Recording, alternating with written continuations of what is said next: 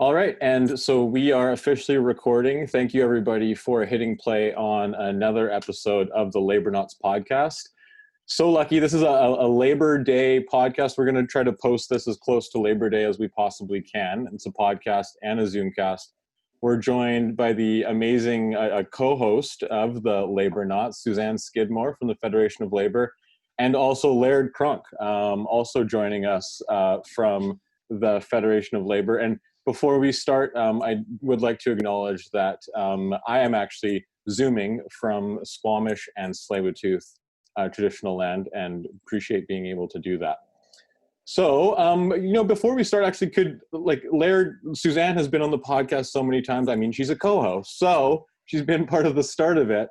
Laird, do you want to give us a rundown of kind of who you are and your background, where you come from? Sure, I'd be happy to, Carlos. I'm really happy to be here today. Look, I'm actually on the Lekwungen-speaking people's territory today with the Esquimalt and the Songhees First Nations. Beautiful day here on the island. So I am actually from the island. I was born here, about a kilometer from where I'm doing this podcast. And a little bit about me, I've been in the labor movement an awfully long time. I started in the shipyards in Victoria in about 1984 as an apprentice electrician. So I'm a member of IBW Local 230 for over 35 years now. I spent some time working for the local union after becoming a journey person. So I was a rep for the local on the island. I also spent a significant amount of time working for the Vancouver Island and then the BC Building Trades. And then I actually spent a little bit of time as an employment standards officer, believe it or not, in between being a union electrical contractor and then becoming the national rep in 2001 for BC for the IBW. So I worked for the national office, assisting all the locals in BC, the Yukon, and part of Alberta. So I spent almost a little over 18, almost 19 years being the national IBW rep out here. And then in November of 2018, Sussanne and I joined a leadership partnership and ran for president and secretary treasurer of the Federation of Labor. I've been an officer for half a dozen years at the Federation, representing the IBW. And Sussanne had been a participant on executive council and an awful lot of the work that the Fed had done. And we were fortunate to be elected back then, which seems like a million years ago. Pre-COVID. We'll probably, there's the AD and BC. There should probably be a pre-COVID acronym at some point that people will refer to in the labor movement or in the province overall. But that's a little bit about me. So I'm a long time in the labor movement. I'm a big believer in health and safety, obviously, particularly coming out of construction, although it's important everywhere. And just I'm thrilled to have an awesome partner to work with at the Federation and a great team we have at the Fed. And lo and behold, we find ourselves in this COVID era where we are painting on a blank canvas somewhat in some areas and trying to rewrite an awful lot of wrongs and fill a lot of gaps and make them not just temporary fills, but permanent fills in a lot of other areas. So it's a fascinating time to be at the helm of the Federation of Labor, and we're trying to do the best we can. And I think we're getting some really good stuff done because we're a team with all of the affiliates. You know what question came to the top of my head as you were kind of laying out, because I remember like the moment that you folks got elected in. And, as everybody knows that's watched this podcast before, we don't really do a lot of prep work. So you'll have to think about this question. But obviously in 2018, you couldn't predict where we would be now. No. Would you, looking back at it, and I know we still don't know what we're going to need to do moving forward, but are there some kind of core things that we would have done or should have done differently back then? Just from as yourselves or from your union's perspective, is there something that we could have been doing better that would have prepared? And I know there's always the pie in the sky stuff, but is there anything that you look back on and you go, you know what, that would have helped? Wow, big question right off the top. Yeah. I can attest. But I think it's interesting. It's interesting though to kind of look back, and I think, and so I'll lay out why I think that question is important is because we can't predict what's happening next. But if we Right. think about kind of the stuff that perhaps we wish we would have done, then maybe that starts to build the framework on the stuff we're doing now to prepare for the unknown. And I know, like, I'll talk about for myself, because a lot of the stuff that I do in my day job is a lot of built around education stuff. And I really wish I would have spent a lot of more time Right. transferring a lot of stuff digitally online. And like, it was always stuff that I thought was important, but you know, other stuff got in the way, right? And so I'm just wondering if there's something that's kind of come to your heads and be like, that would have been a good thing to start on a while ago. Yeah, I mean, I will echo the technology piece of things, right? I mean, that's the first thing that came to my mind. Whether it's sort of like with the BCFED staff or the Occupational Health and Safety Center with the BCFED, like all of those things, we're doing things very, very differently than, of course, how we're doing them now. And, I mean, everyone has like shifted miraculously, well, despite all of the things going on in the world.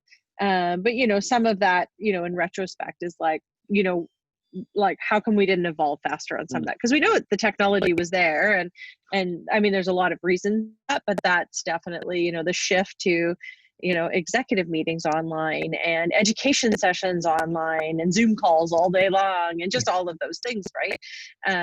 It provided, we talked about this before we started the, hit the record button, just that like access to people who didn't have access to the labor movement in the same way, right? So it's like, well, maybe, maybe we can find some silver lining in the new way of doing things because we actually have better access to more people more geographically, right? Because people, that's pretty limited still. Like not everyone has a computer, not everyone has a cell phone.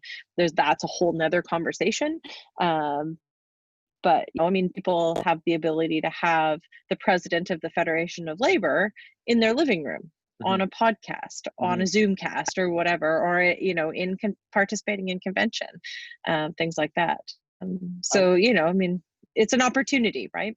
I wonder if nothing else, like the thing, like a takeaway or a good one would be like just the willingness to be able to adapt to things, because like a lot of this has been essentially forced on us.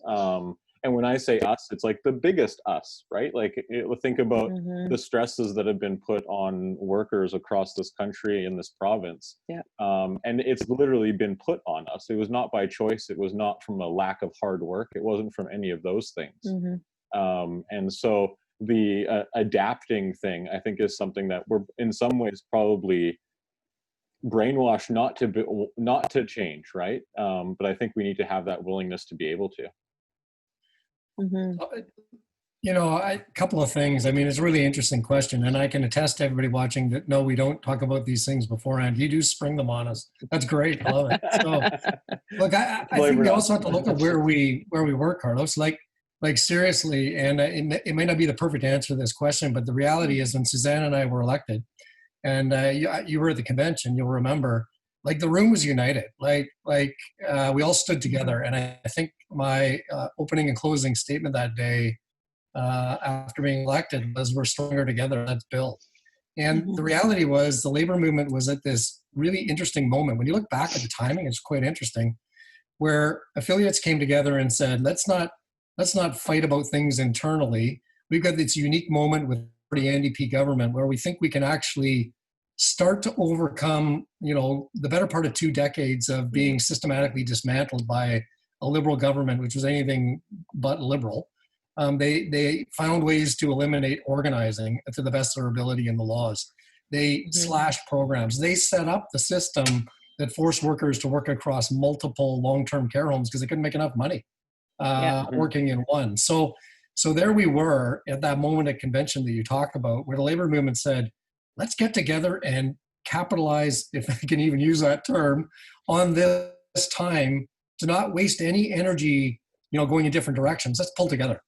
And who knew COVID was coming? But I want to fast forward. When you say, what could we do differently? I think we were pretty strong, but a product of where we've been for 20 years in a siege mentality, where we've been frozen out of government rooms and decisions. Some had fared better than others, but together we were starting to march down a road to say, what can we do? How can we make this the best possible outcome during this NDP time? Because let's be honest, and let's hope it goes on a significant period of time. And I think we've got a real possibility to do that, but we never know. And we didn't know then in 2017 and 18 how long that would last. Let's get some stuff done. Yeah. Here's the interesting moment. COVID happens, and I'm going to fast forward right into the thick of, we've all shut our offices down. We're at home. We don't know exactly what's going to happen. We're following prime minister statements every morning and the health officer every afternoon in this weird world that we're in. And Sussanne and I made a decision to bring the officers, which is the heads of unions, our executive board, if you will. They normally meet monthly or every week, and sometimes 2 or 3 times a week. We bring the officers together. And I remember the very first one, because we all got to look at each other in this weird Hollywood Squares Zoom format. You could see in everybody's eyes that we were still there. Yeah. We still found a way to be together.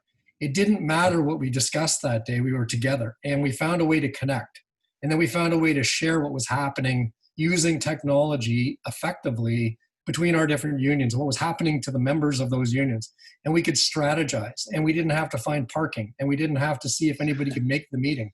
We were all at home, and we all had this technology, and we rapidly figured out, we're not going away. We're not hiding. We're not backing down. We are going to say, this is our moment, even though it was difficult, to figure out what it is we're going to do and do together. So there's the convention now on a screen. And I don't think we've ever looked back, to tell you the truth. We've had lots of struggles and lots of things we haven't got them to where they need to be. We have an awful lot of success as well. But the one thing that's been consistent from almost the very first week of the real depth of COVID when it started is the Federation officers, sort of the strategic brain trust of the labor movement, stuck together and found new ways to get things done, maybe even more efficiently than we ever had. So that's an interesting moment in time. I think that's one of, and we, the three of us and many people that are watching, we have the privilege of kind of seeing some of the stuff that goes on behind the scenes. But I know for myself, it's been really awesome to see the resiliency. It's not a surprise, but the resiliency that workers have. And that people in the community have, and that the labor movement has, to really, whatever the scenario is, to adapt and to move forward. Because standing still or, just trying to move into the past just isn't an option, right? And I think that's also something that, as we continue to move forward, will be one of the strongest attributes that we have.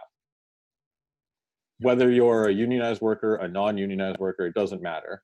You're a worker, and we're going to have to figure out how to keep workers safe. And we're going to have to figure out how to keep workers working as we move through a whole bunch of unknowns. And I know both of you do a massive amount of work advocating for workers. And so, Laird, I don't know if you want to talk a little bit about the support that was coming for the federal government regarding the sick benefits, so moving away from CERB. And that's sort of, we're talking about an evolution of things that have happened. There's so many things that happened to get to that point, and those are all worthy discussions too. But you're right, the most recent one was the federal government announcing that they're going to move away from CERB to EI. They did some interesting things that I would say are pretty progressive, if I could borrow that term and use it there, in terms of qualifications for EI, which have been very difficult for workers over the years, or as I remember it, UIC, by the way, that's the old term in my day of utilizing it in construction. But so they lowered the hours and they standardized it so that people could have greater access to it. They're talking about programs for those that don't qualify, talking about programs for our traditional EI participants that are helping other family members, etc. Some of those things are pretty good, but the other piece, not perfect, but better than they have been. But the other piece is the sick pay, and the Prime Minister pledged 10 days of sick pay for everybody. We've been pushing on sick pay since before COVID, but in earnest throughout COVID. We managed to achieve with the provincial government protection for workers, not being fired for being away sick, but not the pay. And so the federal government said they'd do it. They announced a program. It really isn't a sick pay program. I mean, it just isn't. It's unfortunate the Federation put together when there was this gap between when the Prime Minister talked about implementing sick pay and actually doing something, which was quite a long gap. It was like 6 weeks. We put together a program that talked about, workers can always have paid sick day that's protected, sick time that would have a pretty logical way of doing it for business and for workers, where you would get 3 days at the beginning of every year, and then you would accrue more days, kind of like collective agreements do, as you work throughout the year. And during COVID, by the way, you would have sufficient days to be covered. So we're talking about sick pay for other than just COVID as well. And that's important because that's a gap we've had for a long time. So the federal government announced really just something for COVID. They announced that it won't help you on short term. It's not a real sick pay program like you would know in the labor movement in a collective agreement. Not that we've expected it would be the most robust system, but it really is. It's kind of like a temporary pandemic program as opposed to a true take away the untenable decision for workers when they're ill between paying the bills and going to work program. It doesn't meet that threshold. And by the way, it equates to minimum wage at full-time work. And, there's workers that work minimum wage, and that's going to be an equivalent amount of money if the program happens to work for their particular circumstance, which often it won't. If you make $40 or $50 or $70,000 a year, this program is not going to pay the bills you already have established. And people make decisions on paying bills, and it's really unfortunate. So, look, I want to say this: the provincial government in BC has been, again, not perfect, but I would argue the best government in the country, provincially or territorially, in terms of their COVID response, in terms of working with the PHO's office, Dr. Bonnie Henry, in terms of making good, rational decisions and progressive decisions for people. Whether it was, and we called for all these things, as you'll recall, Carlos, from the beginning. And we had this eerie about a month where everything we called for, 4 days later, it happened. But we didn't have behind the scenes, we knew that was coming, so we announced it. Like, we were actually calling for it and advocating, like protected sick time, like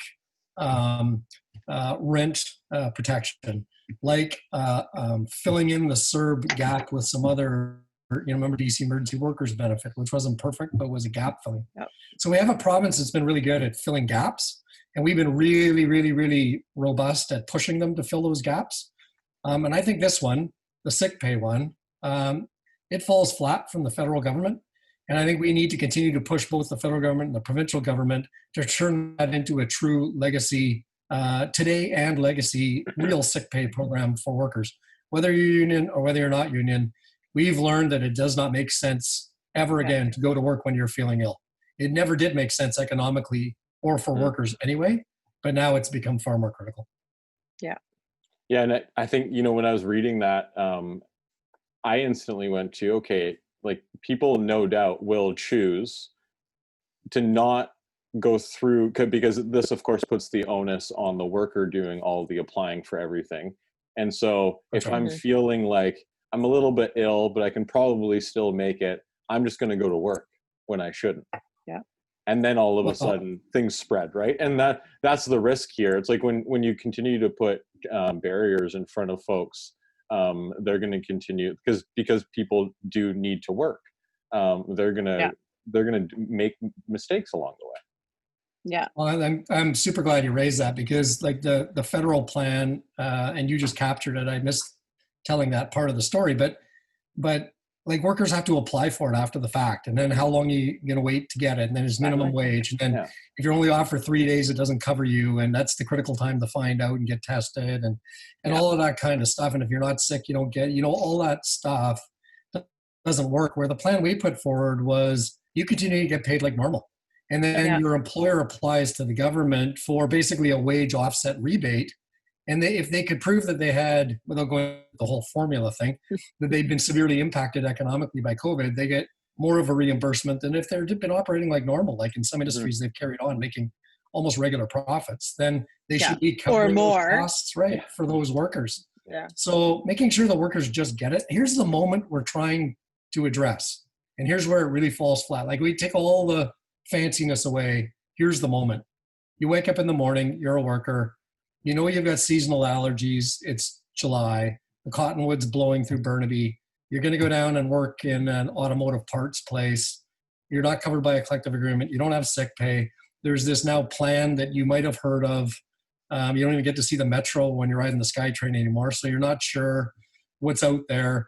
You get a scratchy throat and you're like, oh my God, do I have COVID-19? You're terrified for yourself. You're terrified for your partner. You're terrified for your family, your friends, anybody you've been around. You start thinking about that. And then you start thinking about, if I don't go to work, my boss has been pretty grumpy lately and I'm just hanging on to this job and they're hurting on economics. You know what? Maybe it's just seasonal allergy.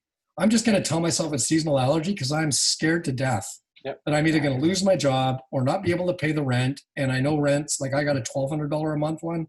It's $1,700 a month now for this place. So I have to go compete with other people. That second, that moment where every worker has to make a decision. Is this real? Do I just pretend it's not there because of all those really difficult, untenable decisions? Or do they know, you know what? It's well established now. I go to work when I'm feeling well. If I'm not feeling well, I let my boss know. The money's going to keep flowing. They're going to get money back from the government. It's not an imposition on them, and it's going to be okay. And they make the right decision. So I hate it that it has to be on workers. Like they're vilified for going to work ill. And I don't think workers go, oh boy, I can't wait to go to work ill. Like nobody's ever going to do that. But they're scared. I mean, I was on a CBC talk show sitting in a mall parking lot in the early days of COVID on CBC radio. And they asked me about this when we were advocating for sick pay before all of a sudden we had all these business advocates that wanted the federal government to pay for it, all this stuff out of nowhere. And the host asked me, would people really do that? Would they really go to work sick knowing about COVID now? And I said, of course they would if they're terrified for where they live, paying medicine. And feeding their children. Exactly. And the first, I think, 3 callers in a row after that, they took an open call, said, yeah, I've done that. And I'd probably do it again if I was in that situation. Like, yeah, that's real, right? And that's what we're trying to get at. Not paper programs, not big announcements. What's real for the worker that actually is going to make a difference so people don't get injured. And by the way, it's brutal economics for an employer to have people come to work sick and then have to shut down. Or worse happens to those folks, right? Totally.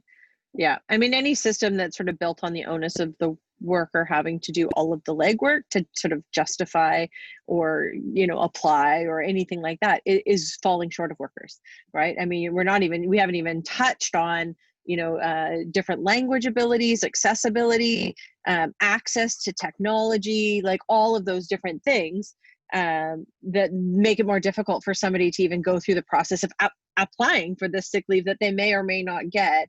And the precariousness of their jobs. Are they full-time workers? Are they part-time workers? Are they precarious workers? Are they gig economy workers? Right? The list is really long about why this falls short for workers who need it the most, right? Like we're talking about some of the most vulnerable workers out there already. And then we're adding another whole nother layer of vulnerability to their lives, right? And so, are they going to go to work and hide their sniffles that may or may not be allergies? Yep. For sure they are, because they're terrified of losing their jobs and not being able to pay their bills and feed their kids, right? I actually think it's kind of like when we look back now, and I've been walking the planet for a while, so I have some old analogies.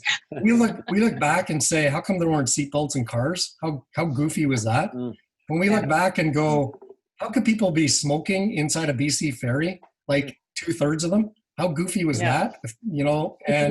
And we look back at some things in history and go, man, that never made sense. What took us so long to get there?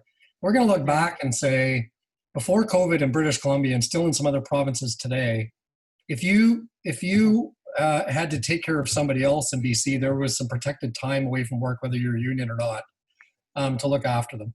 But if you got sick, you could be fired for being away sick. Like, what does that do in terms of a decision for a worker? And we're going to look back at that one day and go, man, it took COVID to change that. And so the government made a change here in this, remember that really weird legislative session where the very, very first one in the beginning of COVID, they had a 1.5 day sitting. They approved some money for programs and they changed it to say you can't be fired for staying home from work because of COVID related symptoms. And when the COVID emergency is over, you get 3 days of protected leave after that for any illness. Well, we need to change the 3 days to something far beyond that, but we also got to keep in scope. We're going to look back and go, boy, how ridiculous that it took that and we're still not there and we need to fix this. We always should have had this. Yeah. But we also have to look back and say we never had it in the history of British Columbia. And all of a sudden, the BC NDP government brought it in an afternoon. Yeah. Yeah. And the Liberals voted for it, and the Greens voted for it. And the media didn't go, wild about it, that it was going to ruin the world. So I think we're in a different era, and we've got an opportunity. When I said blank slate a little bit earlier, there are places where we can now say, to our brand new weekend socialist friends amongst COVID that came out of the woodwork all of a sudden from the business community, we need sick pay. Somebody else needs to pay for it, but we need it, all that stuff. We need to take advantage of those moments. And the danger is, and our challenge is to say, those aren't COVID gaps that need to be filled till the emergency's over and then, free market, all that stuff. We need to say that never did work. And by the way, we weren't resilient because of that. And by the way, people were already falling behind because of that. This shone a bigger light and a life and death light in some ways. And we've achieved some significant change. We need to make sure that that's in electrical terms, a one-way diode, which means it can't go backwards the other way. It goes forward only. Like we can't slip back into, we did our thing temporarily. Now none of that stuff really matters anymore. Business will take care of workers. Don't worry about it. Forget about that. Yeah. We need to make sure that these things, these were aberrations that we now see so clearly, they can never go back. And that's really a big part of what we need to focus on moving forward. Yeah. It's excellent that you explained that saying, because I wasn't. If you would have just dropped that saying, I would have been like, Laird, I don't know what that means, brother. I don't know what that means. But so there's a couple things that I want to touch on there. And so you hit on the economic point that I really hope, if there are any business owners that are watching or listening to this podcast, like the economics does not make sense to have your workers feel like they need to come back to work. One of them comes back to work with COVID. COVID goes around your whole entire workplace, and now you have to shut down. The economics of that just does not make any sense. And so, we've seen it play out in different industries. Exactly. But another thing that, and as we kind of move forward, and I'd like to talk about the work that the BC Federation of Labor is doing as part of the recovery part of this. But it is taking advantage of the opportunities that we have, or taking advantage doesn't seem like the right way to say it, but it's using this moment, right? Making some gains, some valuable gains when we have these opportunities, I think is crucial. And that really speaks into the work that you folks do at the Federation of Labor and that affiliates are doing, that the unions in our community are doing, because the relationships, the capacity, the resources that we have in the labor movement, we're actually able to have some of those conversations and have some honest dialogue about what kind of gains workers need right now. Because the last thing we need to do is to continue to put the squeeze on working people, especially right now. So what kind of things, and I know this is another big question because you folks work on a lot of things, but what are, like in the recovery phase, what are some core things that the Federation of Labor is working on? I'll start, and because the list is long. You'll hopefully we can share the BCFED Economic Recovery Task Force documents that we've created. We did put a couple of submissions into government that kind of talked about our plan for economic recovery coming out of COVID, heading into a new year, new budget, all of those things. But also the really gendered piece of things, like how impactful COVID has been in a negative way for women, for newcomers to our country, to the trans community, to folks who are already, who were already oppressed by the system. I don't really know how to say it any other way, but like we've been constantly with our foot on the gas around making sure that whatever happens, that workers are at the forefront, right? And that includes all workers, right? That there's access to programs, that there's access to money, that there's access to training, and opening up new doors for different opportunities for folks as the workforce shifts and changes coming out of COVID. Like what the access to, one of the programs, and Laird's wearing his BC Centre for Women in Trades t-shirt right now, which we're super proud of the work that goes on there. And, that type of program that creates access to like to jobs and different types of jobs than what have traditionally been women's jobs. That it's that type of stuff, investment into creating space and creating opportunity for folks who didn't traditionally have access into that type of job, which pays the bills and pays the bills well, and is, you know, good work, right? Tied to the CBAs, the community benefit agreements, right? And making sure that, you know, that women and Indigenous people have access to the good paying jobs and not just the precarious jobs. That's one of the, like, for me, the like gendered analysis on the impact of COVID, you know, I mean, the reality is this stuff all existed before COVID came along. COVID really just shone the light on it in a really, really fast and furious way. And we saw how vulnerable people were. I mean, we knew because we heard those stories all the time. But the rest of society sees it in a different way, right? I mean, so for me, that, you know, that gendered analysis, the gendered lens on things, making sure that workers are at the forefront of decisions that are being made about their future is crucial. So I'll let Laird talk a bit more about some of the details. There's lots. Those are awesome ones. Look, Carlos, great question. Another big question. I love these spontaneous big questions. They're fabulous. So I try to put them in random spots for you, so just to always keep you on your toes. On your toes. Great job. So, look, let me say this. Here's what happens in COVID's almost like a time of war. You know what I mean? Like it's like this invisible enemy that we're fighting, and everybody has to sort of pull together to figure out what we do. You know, that we're all in it together is sort of the slogan. It's been true in some cases, but then there's been some ugliness to that where it wasn't necessarily true when pandemic pay disappears from certain employers when they don't think they need to do it and things like that. You know, we're sort of partially in it some ways to get some stead, and we need to work on those things. But what happens is people in British Columbia and across the country and across the world, I think they looked to government and said, okay, these are unprecedented moments. The economy's collapsed. We need to stay inside. We need your help. And all of a sudden, I think there's a dawning of an understanding that robust government that provides good, solid services to citizens is critical. It's resiliency. When the private sector collapsed because of COVID, the public sector kept us going. And if that public sector isn't there, and let's face it, there's going to be either an extension of COVID or there's going to be something else that replaces it, whether it's, you know, next year or the year after, the year after. If we have that solid, like one of the lights that shone is if we don't have really robust services already in place, it's kind of too late to catch up, and people fall behind. And even people that I think didn't believe in a lot of government in their life, they're all of a sudden saying, I need CERB, I need help, I need services, I need all of these things. I got to tell you, like, I come from the private sector. We live in a capitalist society. We need to make the private sector, and we need to make it work for working people. But the private sector couldn't see us through CERB. Like, they collapsed. And the government sector. So I think moving forward, you need to make sure that we have proper transit. We need to make sure we have proper childcare. I mean, even coming out of CERB, if you're a worker and you get a call back and you've been on temporary layoff and been on CERB, your employer says, I'm opening now, and you don't have transit and you don't have childcare and you need those two things to go to work, you're going to lose your job and you're going to lose CERB. Those are public services, and we need them. The other side of this, not to completely alienate my private sector friends, where I come from, is we need to respect all workers, health and safety, public, private, but we also need to respect the wages, particularly in the private sector when it collapsed.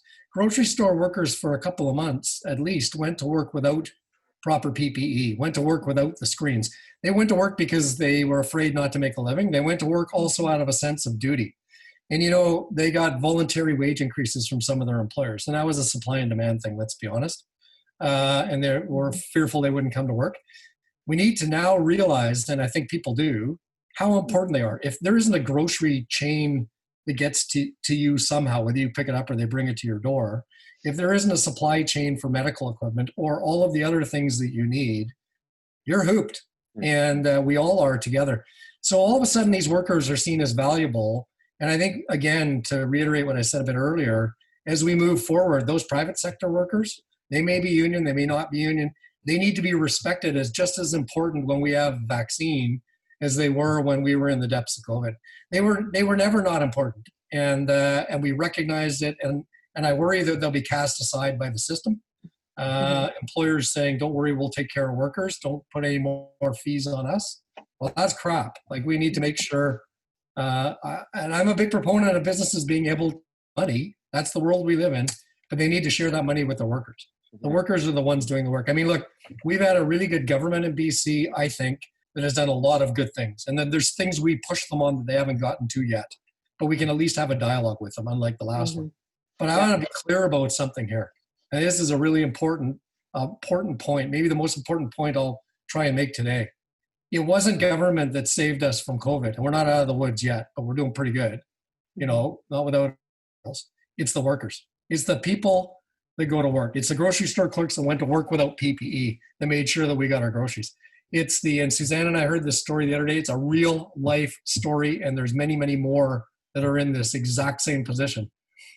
A young woman that we heard about that's on the side of the road virtually every day, crying in her car, looking at a picture of her child, terrified to take COVID home, but feels a sense of duty and a sense of a work ethic, and goes in and looks after people in the medical profession because that's what you do. They've stopped clapping at 7 o'clock at night where I live. I don't hear it anymore. And it's a bit of a sad reflection. And it's also, I guess, a bit of human nature. Like it just sort of, it seemed to go away.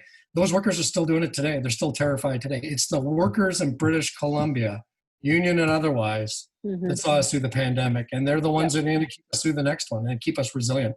So, man, really long answer to your question. But what we need to do is to continue to make sure we don't slide back on some of these gaps that we've filled, because they shouldn't be temporary fills. And we need to make sure that we build in resiliency. That's public sector services, and that's making sure that workers in the public and private sector are valued for the work they do. These are big building blocks that we've got a once-in-a-lifetime opportunity to change for the better. And you know what? I am going to add one more, because why not? Here we are. One of the most important things we can do, and I think we can get a long way there with an NDP government. We were hammered by the Liberal government. I think they tried to put us out of existence through the labor code and the labor movement.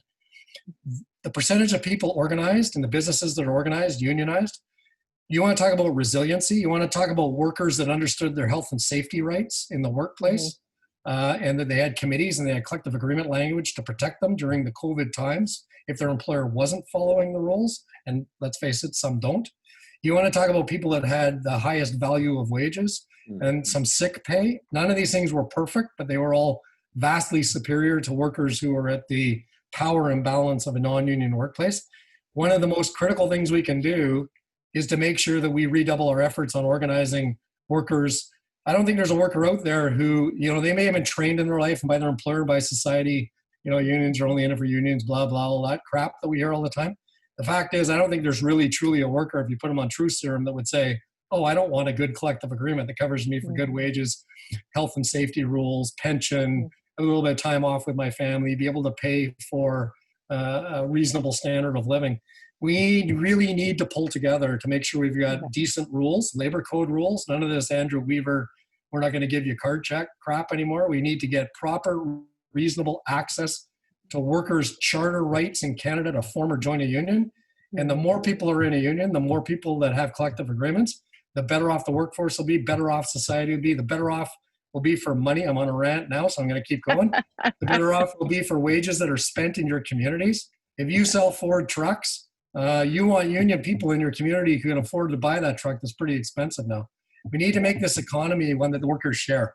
Higher market share of organized workers, organized businesses, better off we'll be. Yeah, totally. And I mean, here on a bunch of different points.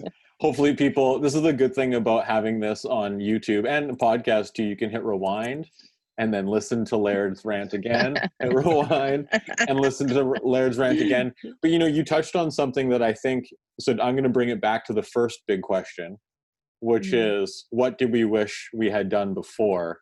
And I think maybe now is something to think about, is like, let's take advantage of the opportunities we have so that once we're past this, we're not looking back now and going like we could have done more on this issue, because when you were talking about the treatment of workers and specifically to pay, I was thinking about, we had Kim Novak joined the Labor Knots, and near the beginning of the pandemic, and we talked about, you know, how people were coming in, and for the most part they were being friendly, but how they had in more security and stuff, because there were people that were coming in there that were overstressed and that were taking it out on the grocery store workers.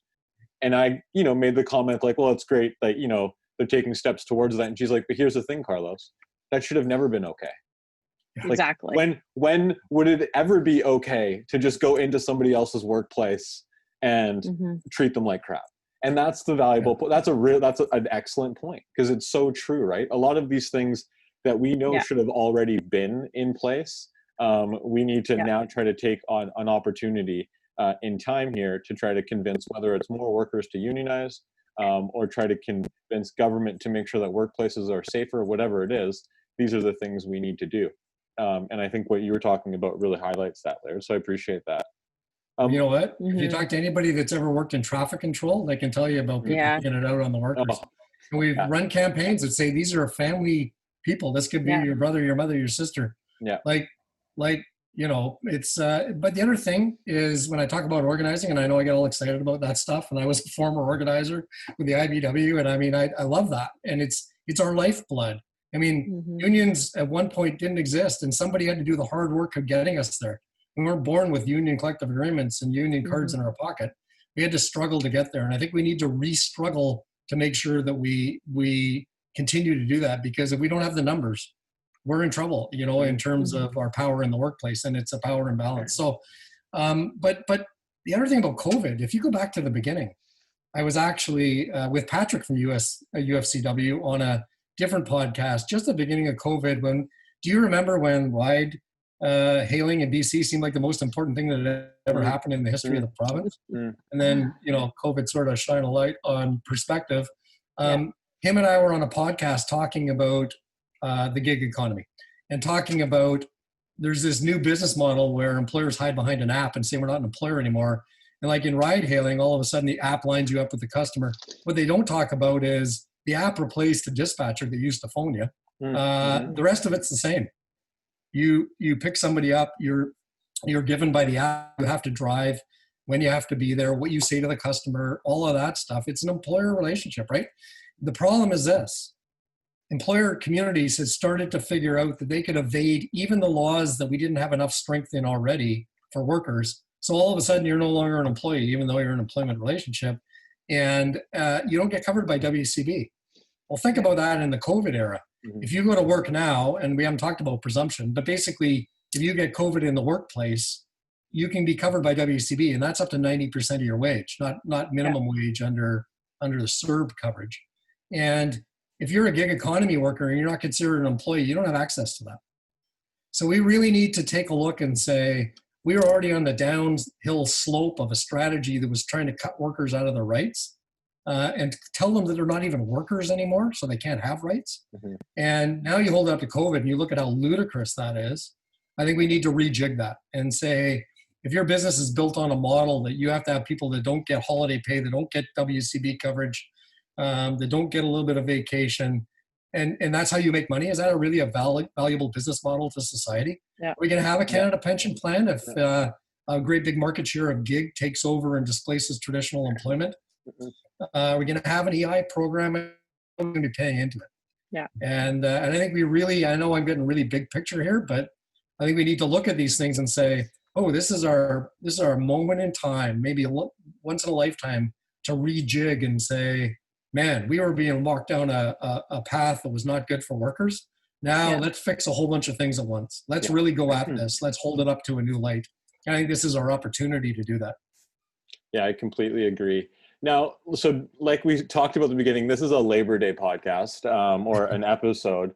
And, you know, I think we'll all agree that this will be a Labor Day 2020 will be one that will be written in the history books. And so I'm wondering, and I mean, we can talk about if the BC Federation of Labor, if you folks are doing something for Labor Day, that's great. We'll post links to it, all that kind of stuff. But I wonder if we can go back to a time when we were all meeting face to face or going to different events. And do you have any favorite like Labor Day? Do you have a Labor Day moment that kind of sticks out to you? Either? I do for sure. I do for sure. The first moment that comes to my mind is many years ago. I wouldn't even be able to actually probably plunk a year on it. But when I first got involved in the labor movement with my labor council, Wayne Mills, who's with the operating engineers and has been for many, many years, and has been a good, solid ally and brother to me. For all of my time in the labor movement, him and I were the president and vice president, I think, at the time of the Labor Council up there. We used to do old school barbecue, right? Like we had hot dogs cooking on the back of his pickup truck, right? Tailgate party, South Fort George, just a small gathering of folks. Because of course, if you live in the north, you know that Labor Day weekend is also the last weekend for camping usually. Yeah. And so there we were. We had a handful of like just long time labor activists, good progressive folks in the community hanging out in South Fort George Park in Prince George. Just sort of that classic like tailgate, hanging out, eating hot dogs, right? When I think of Labor Day, that is probably one of my fondest memories, not only because my relationship with Wayne over the years has become such a solid thing for me. We've been through many, many things together, elections and politics and all of that. When I think about Labor Day, I think about those relationships and the community stuff, right? So, yeah. That's awesome. That's awesome. Do you have one, Laird? I do. My partner Amber and I used to regularly go to the Sunshine Coast Labor Council event in Gibsons. And we had a little family boat. We would boat with our family in the summer. So we would try and line it up to be there. A little bit of work and a little bit of pleasure at the same time. And we would wander up the dock with our kids. Mm-hmm. And, it was at the little community hall and the ballpark. And Gibsons is a small place, right? And, there's this whole narrative out there of big labor and, union bosses. And what happened is like the citizens just come down. And by the way, everybody knows everybody, union, not union, whatever. And the labor movement was really proud of the work that they did in the community. And they did Labor Council did a lot of work. Rob Hood was the president. I love that guy. If you're listening, Rob. Always love being at your Labor Council and Labor Day events, and they work their butt off. Like we come in and volunteer the night before, and you get the hot dogs ready, and you do all the stuff that I wish we could do again this year. Yeah. And they feed the town, like people come out and they play music and they dance and they talk old school speeches of labor days gone by, and I watch people that I know are not in the labor movement. You can sort of see that it's a mixed crowd of just people in town, and it's a big event. Yeah. They actually listen and they pay attention, and they might not agree or they might agree, but they're all there. It was a very real thing. And we can't be together this year, but there's going to be some online virtual Labor Day celebrations. The one nice thing is people that couldn't physically attend those because they were either working or they were too remote for them to get to, or whatever their access issue was, timing, they could probably attend for maybe the first time in a long time this year. And it's not the same, but at least they get to participate. And if there's one thing that I could say this Labor Day, and I'm just making it up as we go, Carlos, because you asked, so I'm thinking about it, is this. There's going to be a lot of people working on that day. It's only one day of the year. But I think if every worker that listens to this finds just one worker that day, whether they're flipping burgers in a restaurant, whether they're traffic control on a hot road, whether they are working for the government, providing services, just be kind and walk up and thank you for being a worker. It's Labor Day and I respect that you're a worker. Just that. Just that. It doesn't have to be bigger than that. I think that would be a beautiful thing to do. Yeah, that is a beautiful thing to do. It should be like Thank a Worker Day. Like Labor Day should be Thank a Worker Day, right? Because really that's what it is all about, is about thanking workers. So the Sunshine Coast Labor Council, it's funny because that's one of the labor councils that I support, and I've been to one of theirs, and it is one of the best Labor Days, I would say, in the province. They're all really great. But just because I think contextually this one makes sense for me. So my daughter was born in July of 2016. Labor Day 2016, I went to the event at the Swan Guard Stadium, and now Premier John Horgan was there and got to meet my daughter, hold my daughter. I still have the picture, and he promised her that we would have $10 a day childcare. So we're getting there. We're getting there. But I think Labor Day as a whole, I also think about in the Fraser Valley Labor Council and shucking over 500 things of corn to feed everybody. Everybody that's listening to this, think about your own kind of Labor Day events that you've loved. If you want to post it in the comments for the YouTube, please do, or on our Facebook post. Let us know what your favorite Labor Day moments were. And Laird, I agree. Like, thanking a worker, that should be the Labor Day campaign. Like, I don't know if we have time to shift campaigns, but thank a worker day. I think it makes a lot of sense. Every day. Yeah. Quite often I'll just say to like somebody at a grocery store or at the pharmacy, I just want to thank you for working today. I mean, I went into a Tim Hortons to get a coffee not long ago, and I just said, thanks. Like, I really appreciate the fact that you're here working. And because it's not easy for a lot of people to do it, and they don't make a great money, a lot of them. But even if they do, like we are truly all in this together. And the cool thing is, workers, whether you're in a union or not, I mean, I believe all workers they do have the right, and they should have a collective voice and some power in the workplace and be in a union. But the reality is, all workers should be respected. All workers help. Like, we're all part of doing something, and we've learned that through COVID. So just a simple kind gesture. It doesn't have to be 10 people. Do it with one. Just say thanks. I love it. Sussanne, any final comments as we sign off? Just, like Laird said, big shout out to all the workers who will be working on Labor Day. We don't all get it off. I know it's always it's a 3-day weekend, thank a union. But there's lots of folks working on that day and in all kinds of different sectors. So big shout out to those folks, especially wherever you are in the province or country for that matter.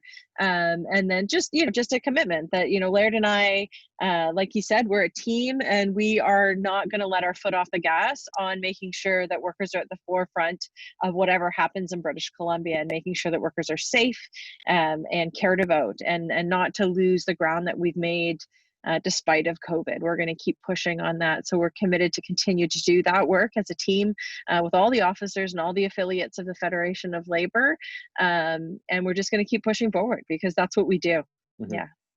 Yeah, and we're absolutely, the Labor Knots community is absolutely happy that you folks are doing that. I think everybody recognizes how important it is. If anybody is interested in finding out more about the BC Federation of Labor and what they have going on, go to bcfed.ca. It's super easy to find Sussanne or Laird on all things social media, although we will put some links. I'm not going to ask you what your Twitter handles are now, but we will put some links in the post so that folks can follow you. If you haven't already done so, please like this video, subscribe. Like the Labor Knots, we're at Labor Knots on everything. And if you want to learn more about what I got going on, I'm at Say Hi to Carlos. Thank you, both of you, so much for making time in your busy schedule. I know getting close to Labor Day, we're all getting a lot busier, but thank you for making the time to talk to everybody. I really appreciate it. You bet. Thanks, Carlos. Stay safe. Appreciate your work.